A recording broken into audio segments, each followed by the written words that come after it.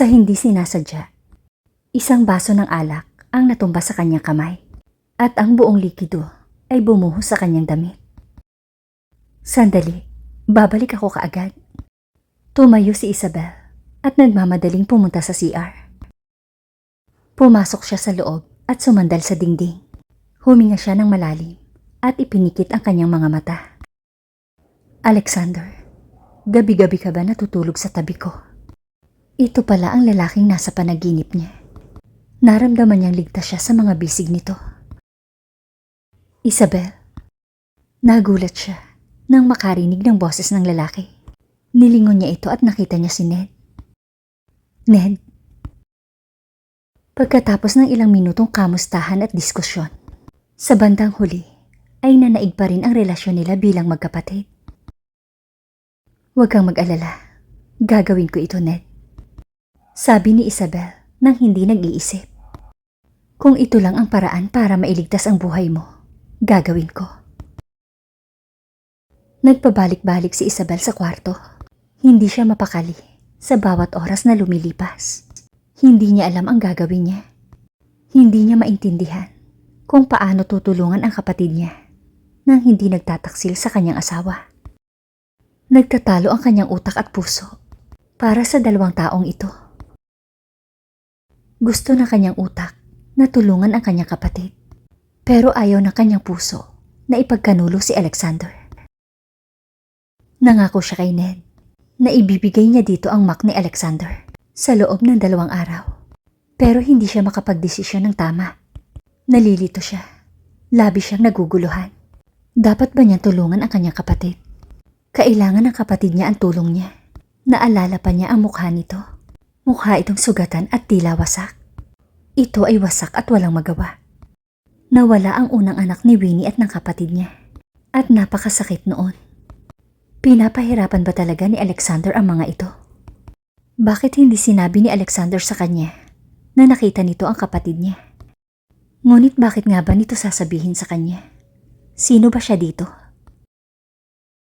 Napapikit si Isabel at pinakinggan ang tibok ng kanyang puso. Unang kita pa lang niya dito, napakadelikado na ng hitsura nito. Pero hindi niya maitatanggi na kumabog ang kanyang puso at kung paano nang hihina ang kanyang mga tuhod sa tuwing tinitingnan siya nito. Marami siyang nababasa sa mga nobela kung saan ang isang ordinaryong babae ay nahuhulog sa masamang lalaki. Ngunit ang lahat ng iyon ay imahinasyon lamang hanggang sa makilala niya si Alexander. Paano nga ba siya mai-inlove sa lalaking bumihag sa kanya? At pinilit siya nitong pakasalan. Ang lalaking ito ay gustong patayin ang kanyang kapatid. Paano tumibok ang puso niya sa ganito kasamang lalaki? Ngayon ay kailangan ng kapatid niya ang tulong niya at nagkaroon siya ng magandang pagkakataon na mailigtas ang buhay nito. Ngunit labag ito kay Alexander.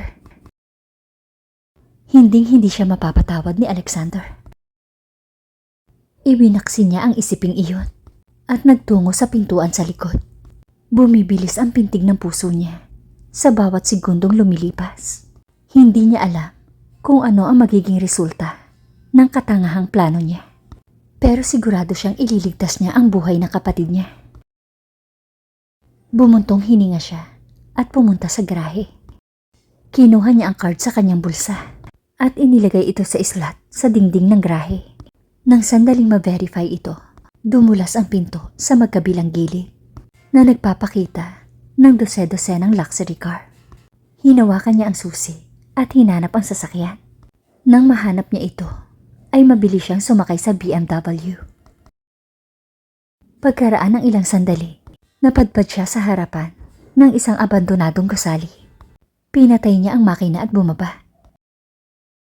Isabel, narinig niyang tinawag siya ng kapatid niya.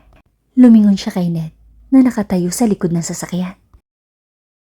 Ned, anong iniisip mo? Lumapit siya dito at ngumiti. Bakit ang gwapo mo ngayon? Akala ko nagdadalamhati ka sa pagkawala ng anak niyo ni Winnie. Tumawa si Ned. Nasaan ang Mac ni Alexander? Sandali, nasaan si Winnie? Tanong ni Isabel sabay sulyap sa building. Anong lugar ba ito? Safe na siya, sabi ni Ned at hindi pinansin ang pangalawang tanong ni Isabel. Pwede bang hayaan mo akong makilala siya? Sigurado akong nagluluksa siya sa pagkawala ng inyong sanggol. Ligtas ang baby, sabi ni Ned at natigilan si Isabel. Lumipas ang ilang segundo, ngunit wala ni isa sa kanila ang nagsalita. Tinitigan siya ni Ned na may bahid ng guilt. Bago ito nagsalita. I'm sorry, Isabel. Nagsinungaling ako sa'yo. Bakit? Bulong ni Isabel habang tahimik na tumutulo ang kanyang luha. Bakit ka nagsinungaling sa akin, Ned? Dahil gusto kong bumalik ka. Lumapit si Ned at marahang hinawakan ang balikat ni Isabel. Patawarin mo ko, Isabel. Hindi ko gustong saktan ka. Sinaktan ka ba ni Alexander? Magsabi ka ng totoo, Ned. Putol ni Isabel sa kanyang kapatid. Ibinaba ni Ned ang kanyang mga mata at umiling. Pakiramdam ni Isabel ay may tumusok sa kanyang puso. Ang sakit na ito ay hindi mabasa. Hindi niya mailarawan ang kanyang nararamdaman. Agad niyang inilayo ang sarili sa kapatid. Nakaramdam siya ng sobrang lungkot at sakit. Isabel. Please, Ned, huwag kang magsalita. Umiiyak na sabi ni Isabel. Ngunit hindi ito nakinig at nagpatuloy. Gusto ko lang ayusin ang lahat, Isabel. Ako ang dahilan kung bakit pinilit kang pakasalan ng halimaw na yon. Hindi siya halimaw. Putol ni Isabel. Siya ang asawa ko. Mamumuhay tayo ng masaya, Isabel. Sumama ka sa akin. Naramdaman ni Isabel na tumulo ang mainit na luha sa kanyang pisngi. Mahal ko siya, Ned. Bulong niya at nanatiling nakatitig sa lupa. Hindi. Hindi mo kayang mahalin ang halimaw na yon. Hindi kanya deserve, Isabel. Saglit na huminto si Ned bago muling nagsalita. Dala mo ba ang Mac ni Alexander? Tiningnan ni Isabel ng masama ang kanyang kapatid. Kalimutan mo na ito. Hindi ko ito maibibigay sa'yo. Kamatayan lang ang ihahatid nito sa atin. Malungkot na bulong ni Ned. Papatayin ako at si Winnie ni DeVitos kapag hindi ko binigay sa kanila ang Mac na yan sa loob ng ilang oras. Saglit na pumikit si Isabel. Ilang sandali pa ay tumingin siya sa kanyang kapatid. Pinagmasdan niya ang malungkot nitong mga mata. Pagbibigyan kita, Ned. Bumuntong hininga siya at inabot ang Mac kay Ned. Nang sandaling iyon, biglang may pumutok na baril sa likod na ikinagulat nila. Paano mo ito nagawa kay Alexander? Narinig ni Isabel ang pamilyar na boses. Celso. Agad siyang lumingon at nakita niyang naglalakad ito palapit sa kanila. Namumula ang mata nito sa galit habang hawak ang baril. Walang babala na hinawakan ni Celso ang kwelyo ng kapatid niya at hinampas ito sa ilalim ng panga. Napabuntong hininga siya sa takot at pinagmasdan ang ibang version ni Celso. Paano mo ito nagawa sa kapatid ko? Kung hindi ka lang niya asawa, papatayin na kita. Noong oras na matagpuan kong ninakaw mo ang Mac niya sa opisina niya. Kaya kong tiisin ang lahat, pero hindi ko kayang pagtaksilan mo ang kapatid ko. Bitiwan mo siya. Tinulak ni Ned sa Celso. Napasubsob si Celso, pero hindi siya binitiwan ng mga mata nito. Paano mo nagawang pagtaksilan siya? Mahal ka niya, Isabel. Naramdaman ni Isabel ang sariwang luha na tumulo sa kanyang mga mata. Nawala ang boses niya nang umalingaw-ngaw ang malakas na putok ng baril sa hangin. Nasaan ang Mac? Naiinip na tanong ni Celso. Ned. Sabay silang lumingon ni Celso, ngunit wala na ang kanyang kapatid doon. Napamura si Celso sa pagkadismaya.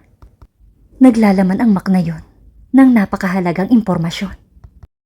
Kung makukuha iyon ni Divitos, tiyak na masisira kami nito. Mr. Celso Spraggins, sabi ng isang malalim at mapanganib na boses. Sabay silang lumingon sa lalaking nakasuot. Pinapanood sila nito. Ito ay may kulay abong buhok. Ang balat nito ay kayumanggi at ang katawan nito ay maskulado. Ngunit ito ay mukhang nasa edad na 50. May edad na ito. Ngunit hindi mababakas sa hitsura nito. At mukha itong delikadong tao. Ang ganda niya, no? Narinig nila ang isa pang boses ng isang lalaki. At sa sumunod na sandali, isang lalaking naka-dark suit ang lumitaw. Ang buhok nito ay maayos na nakapusod. At marami itong tattoo sa leeg at braso. Gumapang ang kilabot sa katawan ni Isabel. Nang dumapo ang mga mata nito mula ulo hanggang paa. Ipinulupot ni Celso ang braso niya sa bewang ni Isabel at marahang dinala sa malapad niyang likod. Naramdaman ni Isabel ang tensyon sa katawan ni Celso. Gusto ko siya. Ngumisi ang lalaking may kulay ang buhok. At nanginig ang hininga ni Isabel sa takot. Bastos ka, Divitos. Ungol ni Celso. Sa tingin mo ba maliligtas mo ang sarili mo gamit ang maliit mong baril? Lalaban ako hanggat kaya ko. Putol ni Celso. Kung ganon, papatayin muna kita. At pagkatapos ay narinig ni Isabel ang putok ng baril. Hinawakan siya ni Celso at tumakbo sa kabilang gusali. Palayo sa mga lalaking nasa harapan nila. Makinig ka. Muling hinawakan ni Celso ang kamay niya at huminga ng malalim. Aalis ka dito. Hindi ako aalis kung hindi kita kasama. Umiiyak na sabi ni Isabel. Hindi pinansin ni Celso ang pagtutol niya. Hinawakan nito ang kamay niya at inilagay sa palad niya ang susi na sasakyan nito. Pareho tayong hindi makakalabas dito ng ligtas. Kailangang may pumigil sa kanila sa pagpapaputok at paghabol sa atin. Alam kong hindi tayo iiwan ni Divitos. Bakit? Dahil kahapon, pinatay ni Alexander ang tauhan ni Divitos. Bumuntong hininga si Celso ng malalim. Ngayon, kailangan kong makuha ang Mac. Hindi ako babalik hanggat wala sa mga kamay ko ang Mac na yon. Celso, hindi ako mapapatawad ni Alexander. He will. Mahal ka niya. Nakarinig sila ng putok ng baril. Umalis ka na. Matatagpuan mo ang sasakyan ko sa corner. Nag-alinlangan si Isabel at napalunok. Kagagawan ko ito. Ako dapat ang responsable dito. Meron akong baril. Tutulungan kita. Ngumiti si Celso na hindi na nakita ni Isabel. Sinala ko na ang gagawin mo. Celso, go! Nang huminto si Isabel sa harap ng mansyon, bumilis ang pintig ng kanyang pulso. Napalunok siya ng mariin nang bumaba siya ng sasakyan. Saglit siyang nag-alinlangan bago pumasok ng mansyon.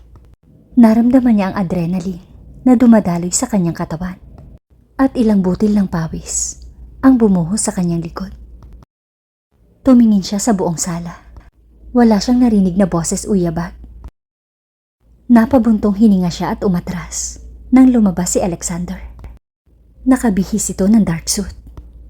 Ang mga kamay nito ay nasa bulsa ng pantalon at ang matalim nitong mga mata ay nakatutok sa kanya. Saan ka nanggaling? Tanong nito na hindi mabasa ang ekspresyon. Tinatanong kita, saan ka nanggaling? Nabulunan si Isabel at pilit na pinigilan ang mga luha. Bago pa siya makapagsalita, may bumungad sa kanyang itim na anino at nagdulot ito ng matinding kirot sa kanyang lieg. Kinagat niya ang kanyang labi upang pigilan ang sarili sa pag-iyak. Tumama ang malakas na suntok sa mukha niya. Bumagsak siya sa lupa at napangiwi sa sakit. Iniwan siya ni Alexander sa kamay ng mga tauhan. Ang dalawang lalaking ito Ang pinakabrutal na lalaking nakilala niya. At wala siyang idea kung ano ang gagawin ng mga ito sa kanya. Hinawakan siya ni Connor at binuksan ang isa sa mga selda at inihagi siya sa loob. Napasubsob siya sa magaspang na lupa. Napangiwi siya nang maramdaman ang hapdi sa tuhod na nabugbog ng lupa. Manatili ka dito, traidor na babae. Sigaw ni Connor at isinara ang pinto. Napatingin si Isabel sa konkretong pader. Isang maruming sahig at maliit na kama sa corner. Sobrang dilim ng lugar, maliban sa malamlam na liwanag na nagmula sa maliit na bintana. Humikbi siya sa dilim at idinikit ang kanyang tuhod sa dibdib. Hindi siya makapaniwala na magagawa ito ng kapatid niya sa kanya. Nagsinungaling ito sa kanya at dahil sa pagmamahal, ginawa niya ang ipinapagawa nito sa kanya. Pumikit siya at inisip si Celso. Magiging okay ba siya? Kailan kaya siya babalik? Paano kung may mangyari sa kanya? Kapag nagkataon, hindi ako mapapatawad ni Alexander. Papatayin niya ako. Celso, bulong niya habang tahimik na pumapatak ang luha sa kanyang pisngi. Bakit mo pa ako sinundan, Celso? Lumipas ang mga araw, ngunit wala siyang narinig tungkol kay Celso. Takot na takot siya. Wala rin siyang narinig kay Alexander. Ni minsan ay hindi siya nito pinuntahan. Namimiss niya ito at gusto niyang i-clear ang lahat. Gusto niyang sabihin dito ang tungkol sa kanyang kapatid at kay Winnie. At higit sa lahat, gusto niyang humingi ng tawad dito. Hindi niya alam kung okay lang ba ito o hindi. Hindi niya alam kung ano ang nangyayari kay Alexander. Muli ay naramdaman niya ang hapdi sa sikmura niya. Dumiretso siya sa maliit na banyo at sumuka. 4 na beses na siyang sumuka ng araw na yon. Kumuha siya ng tuwalya at pinunasan ang kanyang bibig. Napasinghap siya at sumandal sa pader. Nahihilo siya. Hindi niya maintindihan ang nangyayari sa kanya nitong mga nakaraang araw. Nakaramdam siya ng pagod, sakit at pagkahilo. Napatingin siya sa madilim na kisame na nagbibigay ng kilabot sa kanya. Sobrang nakakatakot ang lugar na ito. Walang ilaw, kadiliman lang. Hindi niya alam kung ganito ang pakikitungo ni Alexander sa lahat ng kaaway nito. Siguro binibigyan niya ako ng privilege dahil pinapakain nila ako sa tamang oras at dinadalhan ng mga bagong damit. Ang tanging problema na kinakaharap ko ay ang madilim na lugar at ang napakabahong kama. Siguro ay ito ang dahilan kung bakit ako nagsusuka ng ilang araw. Ang lugar na ito ay maliit, mabaho at marumi.